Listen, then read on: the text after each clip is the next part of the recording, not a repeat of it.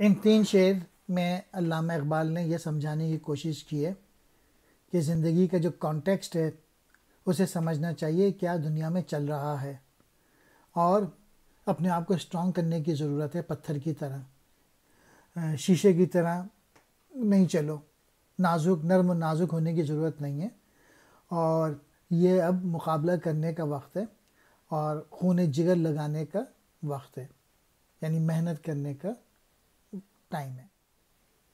جب تک نہ زندگی کے حقائق پہ ہو نظر، تیرا زجاج ہو نہ سکے گا حریف سنگ۔ یہ زور دست ضربت کاری کا ہے مقام، میدان جنگ میں نہ طلب کر نوائے چنگ۔ خون دل و جگر سے ہے سرمایہ حیات، فطرت لہو ترنگ ہے غافل نہ جل ترنگ۔ مین میسج یہ ہے، علامہ اقبال کہہ رہے ہیں کہ جو ایسٹ کے لوگ ہیں انہیں اپنے اندر صلاحیتیں پیدا کرنی ہوں گی، کیونکہ تم لوگ شیشے کی طرح ہو، کمزور، اور جو شیشہ ہوتا ہے نازک ہوتا ہے۔ جب صلاحیتیں پیدا ہو جاتی ہیں قوموں میں تو پھر وہ اسٹرانگ ہوتے ہیں، پھر تم مقابلہ کر سکو گے اسٹرانگ قوموں کا، پتھروں کا۔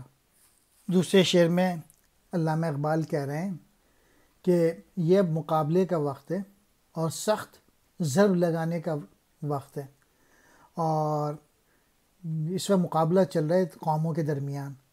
تو اس وقت تو نوائے چنگ یعنی گانا، میوزک، سارنگی ان لہو و لہاب میں نہیں پڑے رہو، اپنے آپ کو ڈیولپ کرو، اپنی صلاحیتوں کو ڈیولپ کرو۔ آخری شعر میں کہہ رہے ہیں کہ خون جگر لگانا پڑتا ہے، یہی ہے مین مقصد زندگی کا، یہی سرمایہ حیات ہے۔ جو قومیں، جو لوگ محنت کرتے ہیں، جو لوگ اپنی صلاحیتیں بڑھاتے ہیں، جو لوگ ٹائم ضائع نہیں کرتے، وہی قومیں ترقی کرتی ہیں، وہی لوگ ترقی کرتے ہیں۔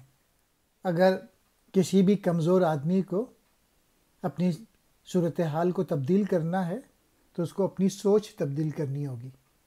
جب آپ اپنی سوچ چینج کر لیں گے تو پھر آپ کے حالات بھی تبدیل ہو جائیں گے، لیکن پہلی چیز یہ انسان کا تھاٹ پروسیس۔